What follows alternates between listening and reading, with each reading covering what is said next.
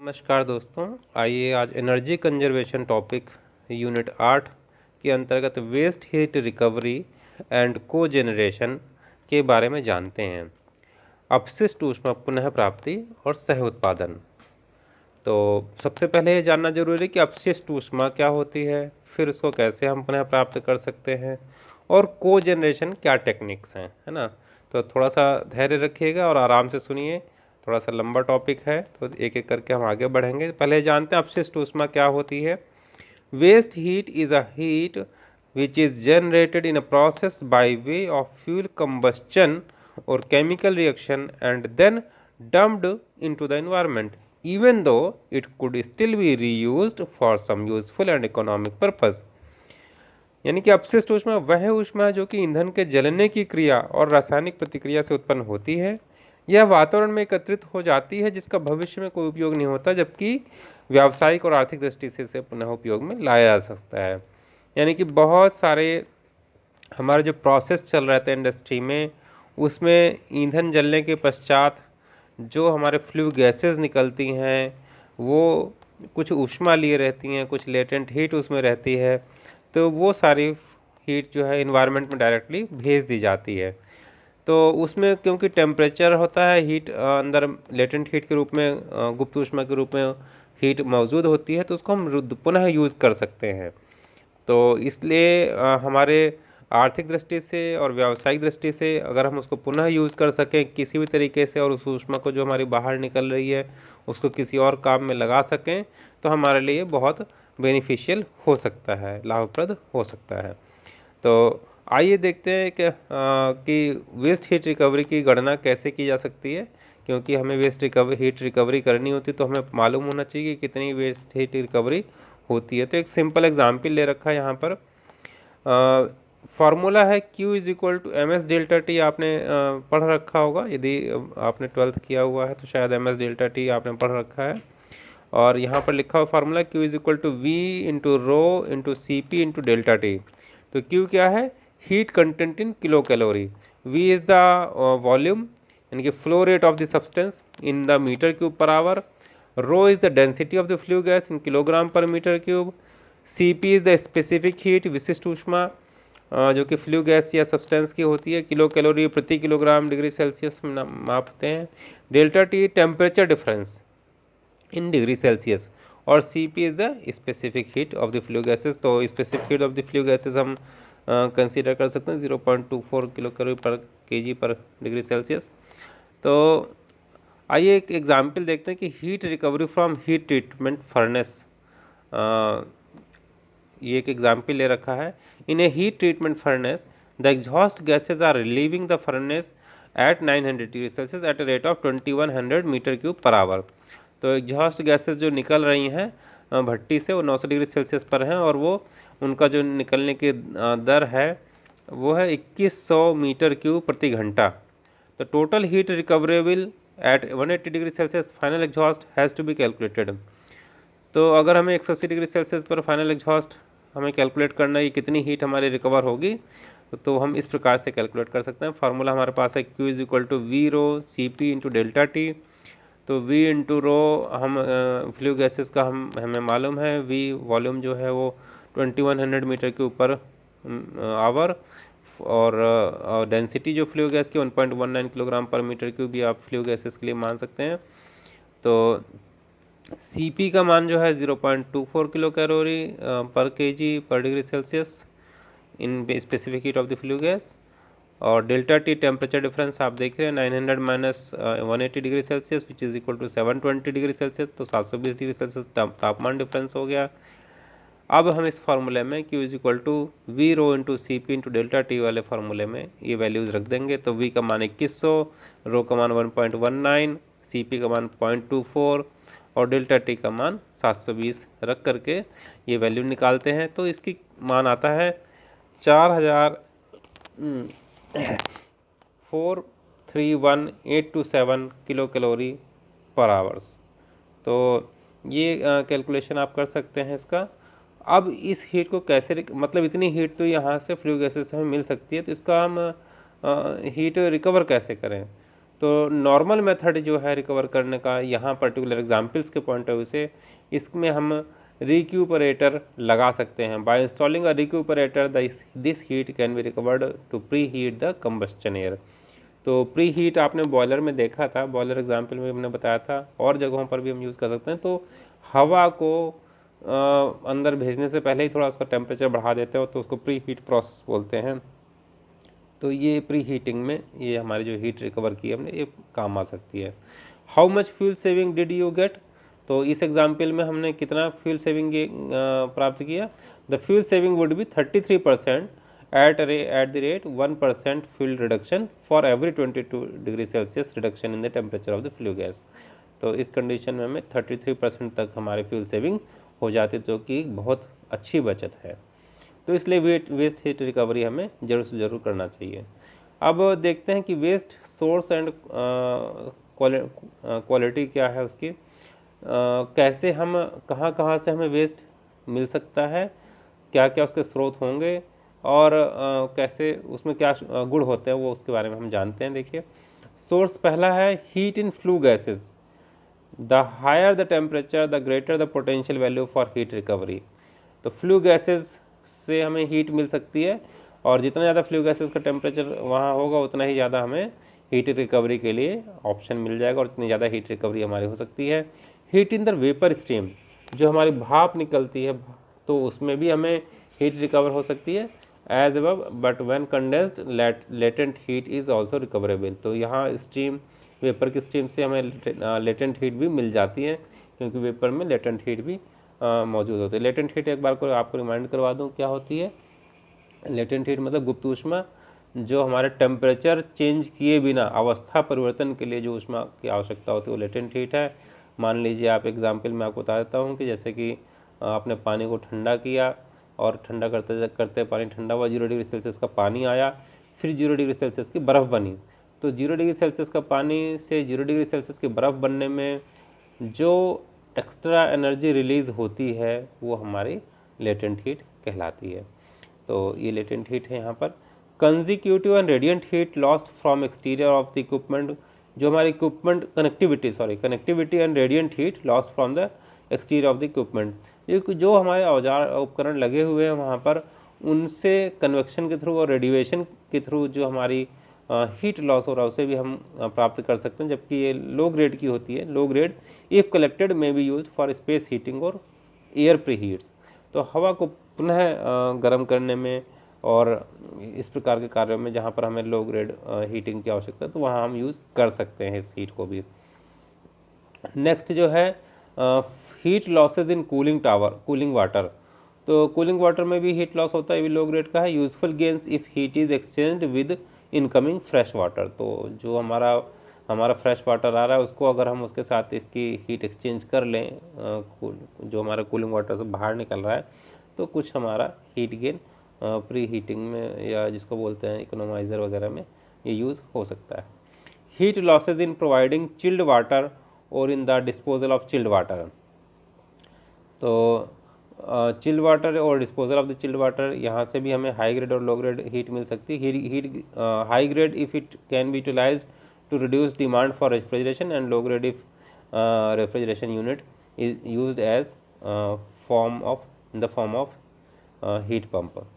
Sixth point है heat stored in products leaving the process. तो furnaces वगैरह में आप देख सकते हैं कि प्रोडक्ट बाहर निकलता है, वो काफ़ी गर्म होता है, तो उसकी हीट भी रिकवर कर सकते हैं। Quality depends upon the temperature. तो जितना भी उसकी जो हमारा आउटपुट निकल रहा है उसका टेम्परेचर पर डिपेंड करता है कितना में हीट रिकवर हो पाएगा।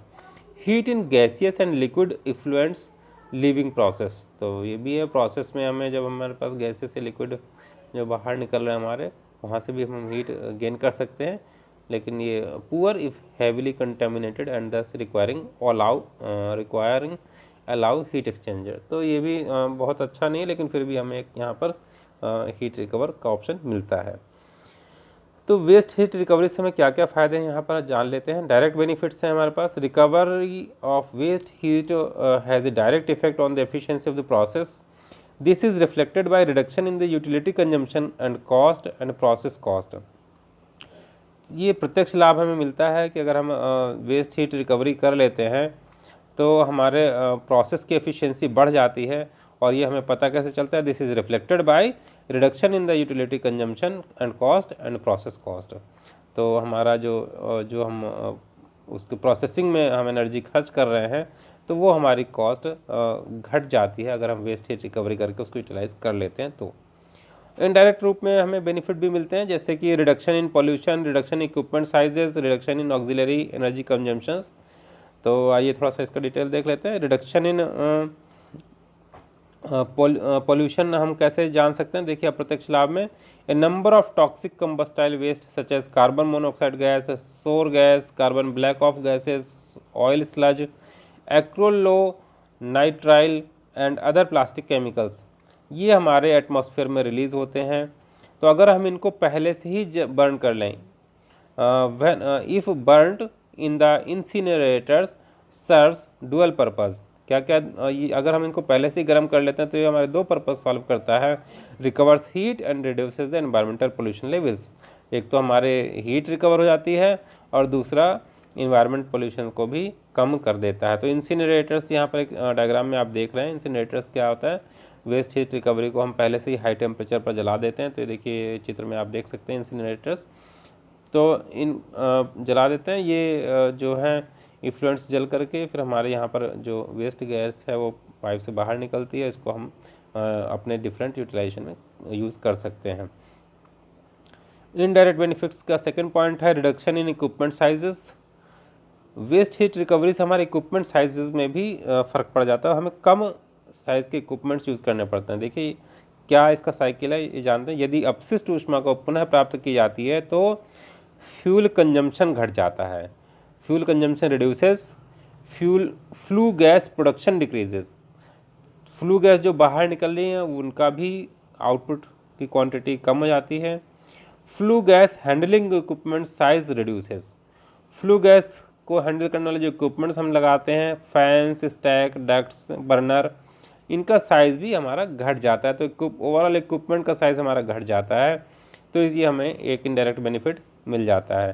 थर्ड बेनिफिट है ऑक्सिलरी एनर्जी कंजम्पशन भी हमारा रिड्यूस हो जाता है, क्योंकि आप देख रहे हैं कि अगर इक्विपमेंट्स का साइज़ घटेगा तो डेफिनेटली एनर्जी कंजम्पशन हमारे घट जाएंगे। जैसे पंखा छोटे साइज़ का आपने लगाया तो हमारा बिजली कम खर्च होगा, पंप छोटे साइज़ का लगाया तो पंप में जो एनर्जी कंजम्पशन है वो घट जाएगा। तो इनडायरेक्ट वे में एनर्जी कंजम्पशन भी हमें कम हो जाता है, हमारा कम हो जाता है। तो ये बेनिफिट है। वेस्ट हीट रिकवरी प्राप्त करने से पहले किन बातों का ध्यान रखना चाहिए? देखिए हमें प्रोसेस को समझना बहुत ज़रूरी है, क्योंकि प्रोसेस समझेंगे तभी जाके हम वेस्ट हीट रिकवरी प्रॉपरली कर सकते हैं। तो पहला स्टेप है understanding the process, reviewing the process flow sheets, layout diagrams, piping isometrics, electrical and instrumentation, cable ducting etcetera. तो ये हमें प्रोसेस फ्लो शीट को पूरा अध्ययन करना चाहिए, लेआउट डायग्राम देखना चाहिए, पाइपिंग आइसोमेट्रिक्स देखनी चाहिए, इलेक्ट्रिकल इंस्ट्रूमेंटेशन केबल वगैरह के बारे में पूरी जानकारी होनी चाहिए। और इस प्रकार से हम फिर आइडेंटिफाई कर सकते हैं कि sources and uses of waste heat, क्या हमारे मतलब जिस प्रोसेस का हमने ये स्टडी किया उस प्रोसेस में वेस्ट हीट के सोर्सेज क्या हैं और उसको हम कैसे यूज कर सकते हैं। Upset conditions occurring in the plant due to heat recovery, heat recovery जब हम लगाएंगे तो हमें क्या बाधाएं उत्पन्न हो सकती हैं या क्या इस परिस्थितियाँ उत्पन्न हो सकती हैं। अवेलेबिलिटी ऑफ स्पेस, ये भी हमें आइडेंटिफाई करना है कि वेस्ट हीट रिकवरी प्रोसेस लगाने के लिए स्पेस अवेलेबल है या नहीं है। और any other constants such as dew point occurring in an equipments, ये सब पॉइंट्स भी हमें ध्यान रखने हैं। तो ये आइडेंटिफाई करने हैं। After identifying source of waste heat and possible use of it, the next step is to select suitable heat recovery system and equipments to recover and utilise the same.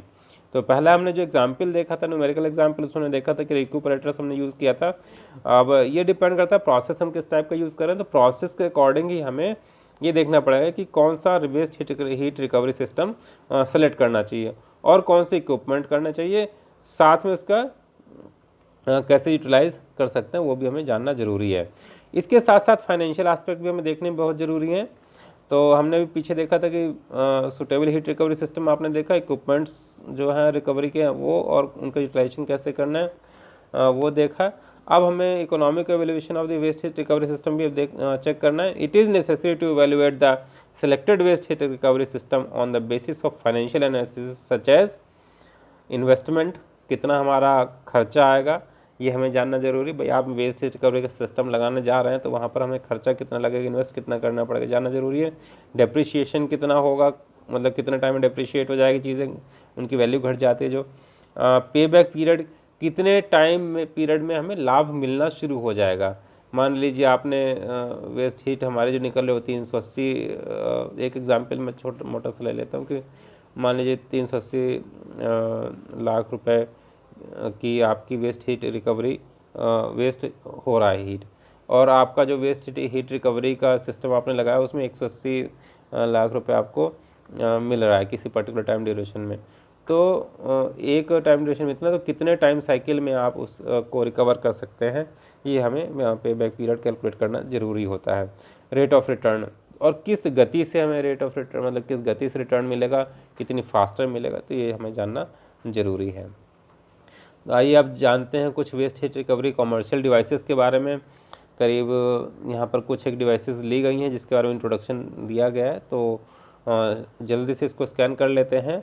हर एक डिवाइस को थोड़ा थोड़ा जानते हैं, इसका वैसे वर्किंग प्रिंसिपल क्या है, बहुत डिटेल में हम नहीं जाएंगे उन डिवाइसेस में। तो पहला है रिक्यूपरेटर, दूसरा रीजनरेटर, तीसरा heat wheels, heat pipe, economiser, shell and tube heat exchanger, plate heat exchanger, run around coil exchanger, waste heat boilers, heat pumps, thermocompressor और डायरेक्ट कॉन्टैक्ट हीट एक्सचेंजर। तो ये करीब 12 आइटम्स यहाँ पर दिखा रखे हैं, तो आइए थोड़ा सा इनके बारे में जान लेते हैं। रिक्यूपरेटर क्या होता है? Heat exchange takes place between the flue gases and the air through metallic and or ceramic walls. तो रिक्यूपरेटर कई टाइप के होते हैं, तो मेटेलिक और सिरेमिक वॉल के थ्रू हम ये इनमें हीट एक्सचेंज होता है।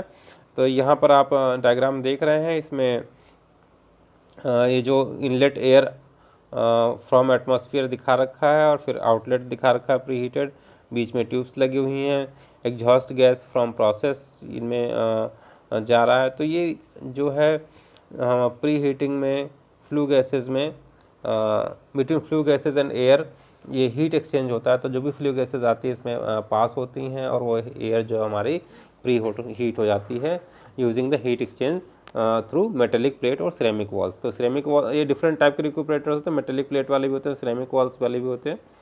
तो depending on the industrial process हम इसको यूज़ करते हैं और बेनिफिट हमें कहाँ हो रहा है उसके हिसाब से यूज़ करते हैं रिक्यूपरेटर्स को।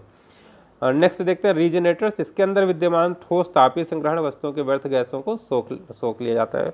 तो ये जो हमारी फ्लू गैसेस निकल रही हैं, व्यर्थ की गैसेस निकल रही हैं, तो इनको ऑब्जॉर्व कर लेता है ये, और हीट जो है उसकी डिफरेंट प्रोसेसेस में यूटिलाइज हो जाती है।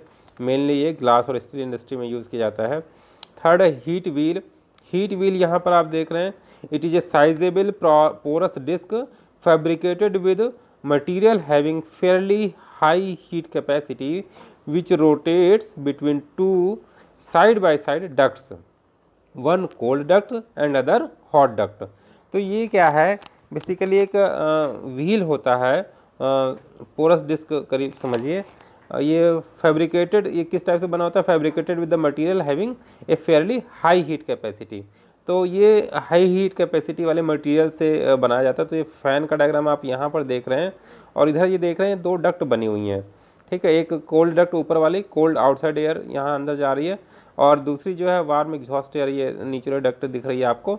इन दो डक्टों के बीच में क्या होता है, यहाँ पर जो देखिए जंक्शन पर ये एक फ्लाई व्हील लगा हुआ है, ये जो हमारा है ये हीट व्हील, ये लगा हुआ है, और ये यहाँ पर ये रोटेट कर रहा है इस पॉइंट पर, ठीक है, धीमे धीमे रोटेट करता है। तो ये इस टाइप से है कि जो भी हमारी एग्जॉस्ट गैसेस यहाँ निचले डक्ट में पास हो रही हैं, तो वो जो व्हील, ये जो हमारा हीट व्हील है, इसके कांटेक्ट, ये हीट व्हील इसके कांटेक्ट में आता है गर्म हवा के, और ये इनके जो ये फिन्स हैं या पत्तियां हैं वो गर्म हो जाती हैं, और वो जब ऊपर वाले सेक्शन में पहुंचता है कोल्ड एयर में, तो वो उसको भी गर्म कर देती हैं। तो इस प्रकार से यहाँ पर प्रोसेसिंग है। The axis of the disc is located parallel to and on the partition between the two ducts.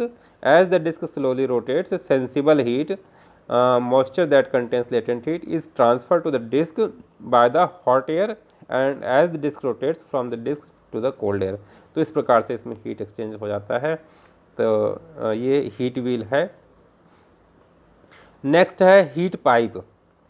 Heat pipe जो है ये heat pipe can transfer up to 100 times more thermal energy than the copper which is a good conductor of electricity और thermal heat.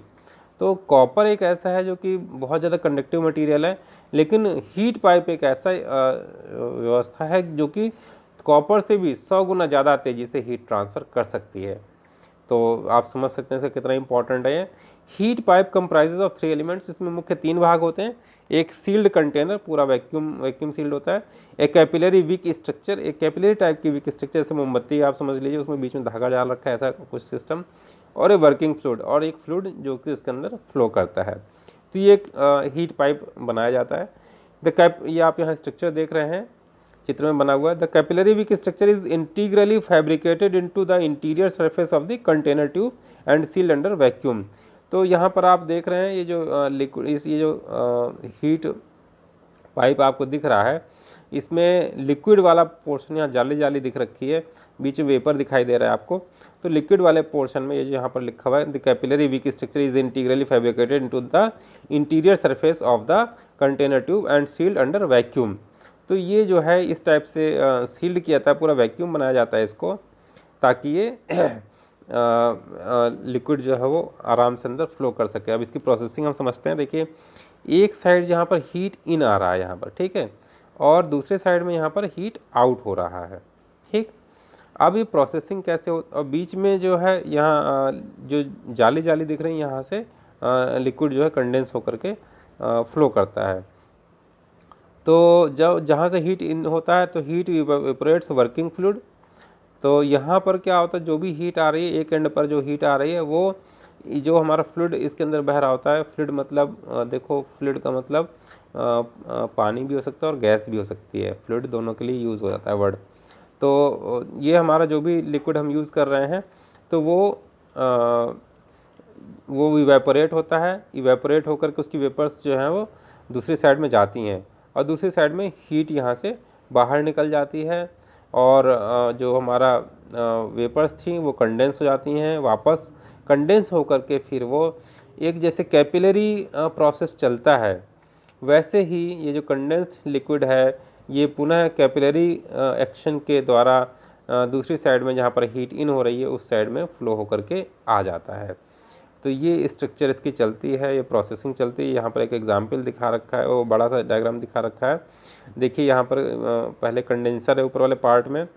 Heat exist the pipe at the condenser point. तो ये हमारा exit point, पहले input point पे देख लेते हैं। Heat in यहाँ से हो रही है, तो हीट इन में यहाँ पर इवेपोरेशन सेक्शन कहलाता है। ये वाला इनपुट वाली साइड वाला इवेपोरेटर सेक्शन, और दूसरा वाला जो आउटपुट साइड वाला सेक्शन होता है कंडेंसर सेक्शन कहलाता है। तो इवेपोरेशन में क्या होता है, यहाँ पर जो है इवेपोरेटर सेक्शन में heat enters the heat pipe as at its evaporator where it causes working fluid to vaporise.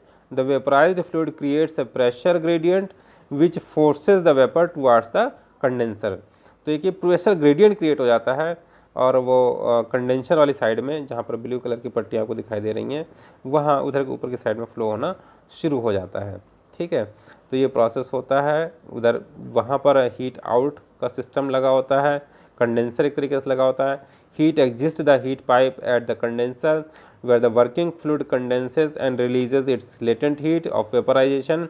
The condensed working fluid is drawn back into the pores of the wick for return to the evaporator. तो वो वापस जो है condense vapour जो है condense होकर के वो विक में जो विक के जो छेद हैं, पोर्स हैं, उसमें चली जाती है, और कैपिलरी एक्शन के द्वारा ये पुनः इवेपोरेटर साइड में आ जाती है। तो विक यहाँ पर दिखा रखा है, देखिए विक क्या होते हैं, थोड़ा सा पहले चलते हैं। The wick serves as a pump using capillary pressure to return the fluid from the condenser to the evaporator. The wick also acts as an extended surface to allow higher heat fluxes. तो ये Wick का role ये है कि किसी भी तरीके से कैपिलरी एक्शन टाइप का प्रोसेस जो है वो हो करके हीट को दूसरे एंड पर ले जाता है। तो नेक्स्ट देखते हैं वर्किंग ऑफ हीट पाइप। यहाँ पर ये लिखा हुआ थोड़ा सा, the thermal energy applied to the external surface of the heat pipe causes the working fluid near the surface to evaporate instantaneously, ये हमने जाना था। Vapour thus formed absorb the latent heat of vaporization and this part of heat pipe becomes an evaporator region. The vapor then travels to the other end of the pipe where the thermal energy is removed, causing the vapor to condense into liquid again, thereby giving up the latent heat of the condensation. This part of the heat pipe works as a condenser region. The condensed liquid then flows back to the evaporator region in the same manner as liquid flow in the candle stand.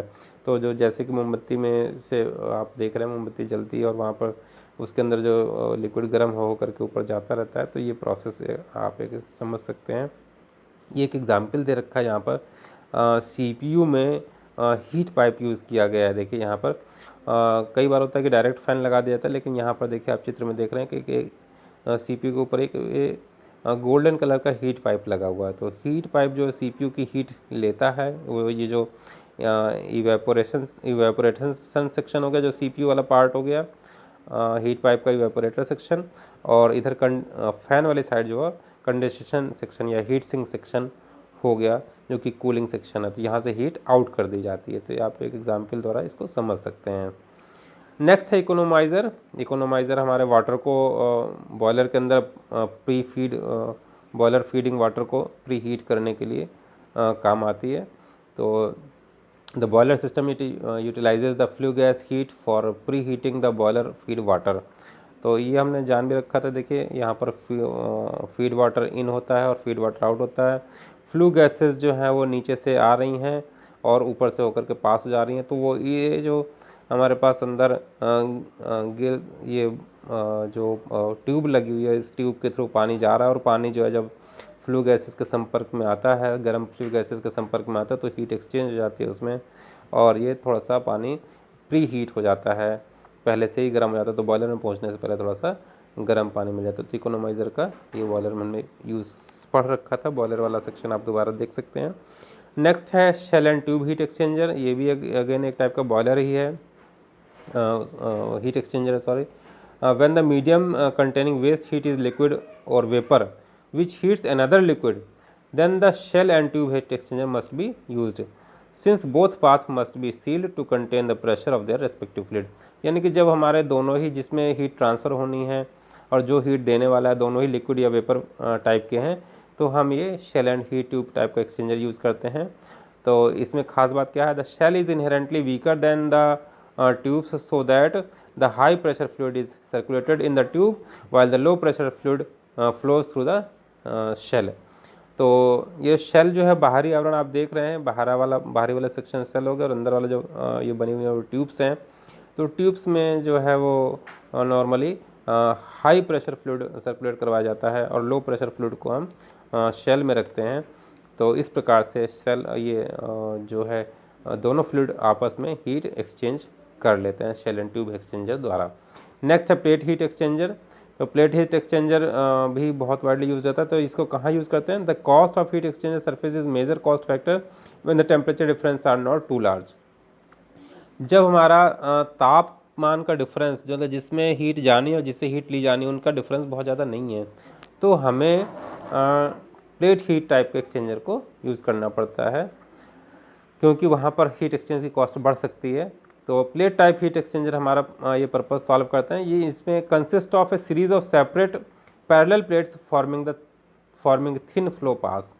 तो इसमें जो है parallel plates लगी होती हैं, और इनमें ये डायग्राम में आप देख सकते हैं कि हॉट अभी आगे उसमें दिखाया जाएगा बड़े डायग्राम में।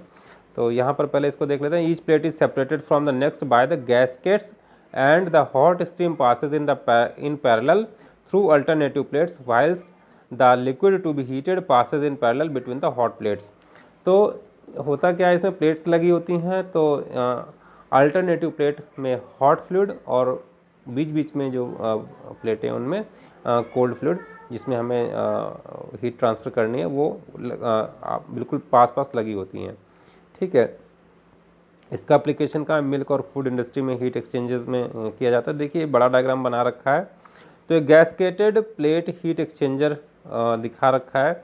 तो रेड कलर से आप देख रहे हैं ये हॉट फ्लूइड समझ लीजिए कि जा रहा है, और ब्लू जो है, ब्लू से आप देख रहे हैं कि आपका ये वर्किंग फ्लूइड जो है जिस पे आपको हीट ट्रांसफ़र करने वो जा रहा है।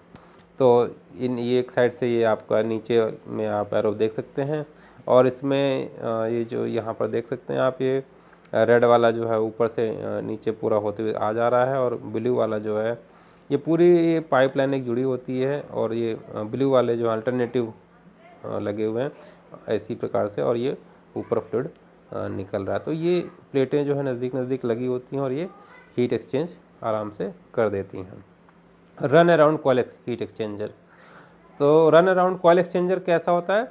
इसमें देखिए यहाँ पर ये एक कॉइल देख रहे हैं आप इस चित्र में बीचों बीच, जो कि दो फ्लो पाइप हैं, एक ऊपर वाला एक नीचे वाला। ऊपर वाले में C1 आप देख सकते हैं, TC1, और नीचे वाला TH1 लिखा हुआ है। तो ये हॉट वाला है, H for hot, C for cool. तो इसमें हॉट फ्लूइड और नीचे ऊपर वाले में कूल फ्लूइड फ्लो कर रहा है। ठीक है, तो अब इसमें इन दोनों के बीच में ये पाइप लगाया जाता है एक। ठीक है, इसको बोलते हैं कॉइल, राउंड अराउंड कॉइल। तो राउंड अराउंड कॉइल लगाई जाती है। ये कॉइल जो है वो गर्म वाले सेक्शन से हीट लेती है, और चूँकि इसका ये जो ऊपर वाले कूल वाले सेक्शन में भी जाती है कॉइल, तो इस फ्लूइड के संपर्क में आती है और यहाँ पर हीट एक्सचेंज कर लेती है। तो जो भी एक्स्ट्रा अगर आपको और भी ज़्यादा हीट चाहिए होती है तो हम एक्सटर्नल हीट इनपुट द्वारा जो हमारा फ्लूइड आगे जाना होता है बिल्डिंग के अंदर या प्रोसेस में जाना होता है उसको हम और ज़्यादा गर्म भी कर सकते हैं। तो ये आपका रन अराउंड कॉइल एक्सचेंजर है। The heat from hot fluid is transfer to the colder fluid via an intermediate fluid known as heat transfer fluid. तो इस कॉइल में एक हीट ट्रांसफर फ्लूइड फ्लो करता है, जो ऊपर और नीचे पाइप को जोड़ रही कॉइल, इसमें हीट ट्रांसफर फ्लूइड फ्लो करता है, जो नीचे से हीट गर्म वाली लेता है और ऊपर वाले को ठंडे वाले को ट्रांसफ़र कर देता है। One coil of this close loop is installed in the hot stream while the other is installed in the cold stream. तो ऊपर वाली ठंडी धारा में और नीचे वाली गर्म धारा में ये इंस्टॉल किया जाता है। Circulation of this fluid is maintained by means of circulating pump. तो यहाँ पर पी से आप देख रहे हैं चित्र में बीच में यहाँ पी लगा हुआ ना, तो ये सर्कुलेटिंग पंप है। सर्कुलेटिंग पंप द्वारा इसको हम एक्सचेंज सर्कुलेट करते हैं। नेक्स्ट है waste heat boilers. Waste heat boilers are ordinary water tube boilers in which the hot exhaust gases from gas turbines, incinerators etcetera pass over number of plates parallel tubes containing water. The water is vaporized in tubes and collected in a steam drum from which it is drawn off or used as heat or processing steam. तो यहाँ पर नीचे से आप देख रहे हैं इस चित्र में ये वेस्ट हीट बॉयलर है। नीचे से हॉट वेस्ट गैसेस जा रही हैं, बीच में एक ये ट्यूब्स लगी हुई हैं, इन ट्यूब्स में आपका पानी है, और ये पानी ये जो हॉट वेस्ट गैसेस जो है उनके संपर्क में आता है ट्यूब के अंदर, और उसमें पानी गर्म हो जाता है और बाकी वार्म वेस्ट गैसेस बाहर निकल जाती हैं। यहाँ पर हॉट लिखा, नीचे ऊपर वार्म लिखा। वार्म मतलब कम गर्म और हॉट मतलब ज़्यादा गर्म। तो ये जो बीच की हीट कहाँ चली गई, वो ये पानी लेके चला गया इन ट्यूब में जो बह रहा है। तो यहाँ से फिर पानी हम गर्म पानी प्राप्त कर लेते हैं। तो इस प्रकार से वेस्ट हीट बॉयलर काम करता है। नेक्स्ट है हीट पंप। ये बहुत इंपॉर्टेंट है, कब जरूरत पड़ती है इसकी? When needed. When energy is repeatedly transferred or transformed, it becomes less and less available for use. Eventually, मतलब जब एनर्जी को हम कई कई बार यूज़ कर लेते हैं, मतलब एक जगह से हीट एक्सचेंज किया, दूसरे को पहुंचा दिया, फिर दूसरे उसको निकाला, उसकी हीट दूसरे को पहुंचा दिया, तो अब हमें जो लास्ट में जब बचता है वेस्ट मटेरियल, उसमें हीट की अवेलेबिलिटी बहुत कम हो जाती है। Eventually that energy has such low intensity that it is no longer available at all to perform a useful function. यानी क्या वो इतनी ज़्यादा उसमें जो एनर्जी रह गई ना इस काम की नहीं है कि वो आगे कहीं यूज़ की जा सके। It has been taken as a general rule of thumb in industrial process operations that fluids with temperature less than 120 degrees Celsius or better 150 degrees Celsius to provide safe margin as limit for waste heat recovery because of the risk of condensation of corrosive liquids. तो normally क्या है कि industry में ये माना जाता है कि जो फ्लूइड करीब 150 डिग्री सेल्सियस या theoretically 120 degree Celsius, safe margin 150 degree Celsius से अगर ऊपर है टेम्परेचर तो हमारा वो काम का है, वरना वो काम का नहीं है. However, as fuel costs continue to rise, even such waste heat can be used economically for space heating and other low temperature applications. It is possible to reverse the direction of spontaneous energy flow by the use of thermodynamic system known as heat pump. तो क्योंकि हमारा ईंधन जो है बहुत महंगा होता है और अगर हमें हल्का सा भी टेम्परेचर राइज कहीं पर ज़रूरत है और वो मिल जा रहा है इस वेस्ट हीट के द्वारा, तो हम उसको यूज़ करना चाहते हैं ताकि हमारी फ्यूल की कॉस्ट कम हो सके. थोड़ी भी अगर कम हो सके तो बहुत अच्छा होगा हमारे लिए. और ये चीज़ें सब संभव है. It is possible to reverse the direction of spontaneous energy flow by the use of thermodynamic system known as heat pump. तो हीट पंप के द्वारा ये सब संभव हो पाता है. तो आइए देखते हैं हीट पंप कैसे काम करता है. Work on the principle of vapour compression cycle. ये वेपर कंप्रेशन साइकिल पर काम करता है. देखिए यहाँ पर आप देख रहे हैं लिक्विड ब्लू साइड में दिखा रखा है, एक सेक्शन इवेपोरेटर है, दूसरा रेड साइड का सेक्शन जो है कंडेंसर टाइप है और बीच में यहाँ कंप्रेसर यूज़ किया गया है. लिक्विड जो है इधर से नीचे से ये जा रहा है और ये इवेपोरेटर में पहुँचता है. इवेपोरेटर से फिर ये कंप्रेसर में जाता है. कंप्रेसर उसको उसका प्रेशर चेंज करके, टेम्परेचर चेंज करके और कंडेंसर को देता है. कंडेंसर वापस से लिक्विड कंडेंस हो जाता है और फिर वापस इवेपोरेटर की तरफ बढ़ जाता है. तो ये हम पॉइंट समराइज कर सकते हैं. In the heat pump the following process take place. In the evaporator the heat is extracted from the heat source to boil the circulating substance. In the evaporator the heat is extracted from the heat source to boil the circulating substance. तो circulating substance को गर्म करने के लिए जो evaporator के through evaporator जो है वो हमारी हीट को एक्सट्रैक्ट कर लेता है और उस सर्कुलेटिंग सब्सटेंस में दे देता है जो हमारी लिक्विड सर्कुलेट कर रहा है. The circulating substance is compressed by the compressor. अब ये जब दूसरे सेक्शन कंप्रेसर के थ्रू जाता है पंप के द्वारा, पंप में क्या होता है, raising it's pressure and temperature. अब जो कंप्रेसर क्या काम कर रहा है, उसका प्रेशर और टेम्परेचर दोनों बढ़ा दे रहा है. The low temperature vapour is compressed by a compressor which requires external work. तो इसमें डेफिनेटली एक हमें पंप चूँकि हमने लगाया, कंप्रेसर लगाया, तो हमें एक्सटर्नल वर्क करना पड़ेगा. Work done on the vapour raises it's pressure and temperature. जो भी हमने वर्क डन किया तो उसके द्वारा क्या हुआ, उस लिक्विड का प्रेशर और टेम्परेचर दोनों बढ़ गया. Where its energy becomes available for use. तो अब हम उसकी एनर्जी को यूज़ कर सकते हैं. The heat is delivered to the condenser. तो राइट साइड में आपने रेड कलर का देखा तो वहाँ पर कंडेंसर लगा हुआ, तो वहाँ पर वो हीट डिलीवर कर दी जाती है. The pressure of circulating substance is reduced back to the evaporator condition in the throttling valve where the cycle repeats. तो यहाँ पर एक इधर आप देख सकते हैं इसमें ये आप यहाँ पर एक्सपेंशन वाल्व दिखा रखा है. तो यहाँ से आप जो ये यहाँ जो ब्लू कलर से ये हीट आ रही है, लिक्विड का टेम्परेचर राइज कर रही है. फिर उसको ज़्यादा राइज करने के लिए कंप्रेसर हमने यूज़ किया. कंप्रेसर ने प्रेशर और टेम्परेचर राइज किया और वो कंडेंसर के पास गए. कंडेंसर ने इस हीट को पुनः ट्रांसफ़र कर दिया जहाँ प्रोसेस में रिक्वायर्ड है और फिर ये वापस लिक्विड कंडेंस होकर के एक्सपेंशन वाल्व के थ्रू पुनः इवेपोरेटर के अकॉर्डिंग सेट हो जाता है और हम इसको यूज़ कर सकते हैं. तो ये हीट पंप का प्रोसेस आपने देखा.